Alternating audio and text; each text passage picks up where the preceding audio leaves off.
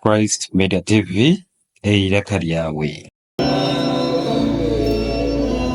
Izoba lya nyumwabazyo ebiro bishatu by'okwikumi omwaka ogu oburemezo bwa Northankore bugizire omukoro gw'okujweka abahure n'abashororwa hamwe n'abakanoni kandi omukoro gwebembeirwe omureebezi w'oburemezo bwa Northankore Tataito Omurihanga Bishop Stephen Namanya.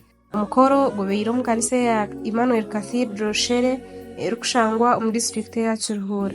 Omukoro guhikirweho abantu baingi abarimu abanyabutegyeki bakuru b'amadini hamwe n'abakristaayo b'obureeberezi bwa Northankore hamwe n'amareeberezi agandi.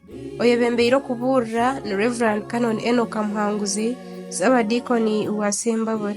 Reverend Canon Enoch Muhanguzi omukubuurira kwe asiimire Ruhanga habw'obureeberezi bwa Northankore n'okuburyo nibukura kandi ashabira abantu abatooreirwe okugyenda bakamanya eki Ruhanga abatooranire omu myanya ei bateirwemu.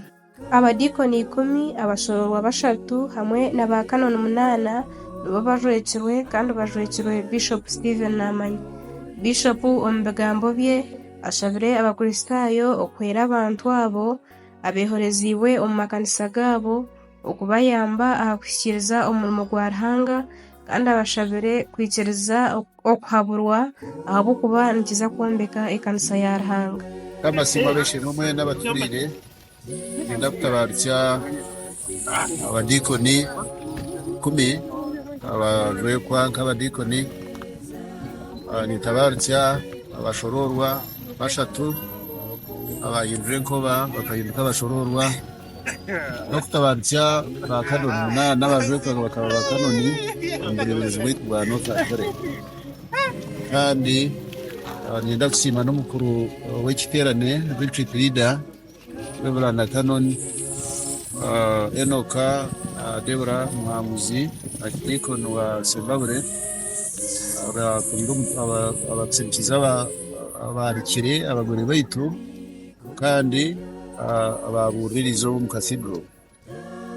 Nsiima abantu abo twajweka ab'emico yaabo mirungi turaba omukutendekwa mu matendekero aga barabiremu n'okusubasubiza imbere bareeba bashemere obuheereza bw'ekanisa ya Kristo. Ngenda kushaba nimwe bajwekwa tumurashore mumanye ngu abantu abo mwatumamu nabo obuguzi bwingi kandi mwatuma omu bantu abari omu nsi kandi ensi n'ensi y'ekibi, ensi y'amaarwa, ensi y'obushambani, ensi y'obwitsi, ensi ya rwango, ensi y'obutasaasirana, ensi y'obutendezana.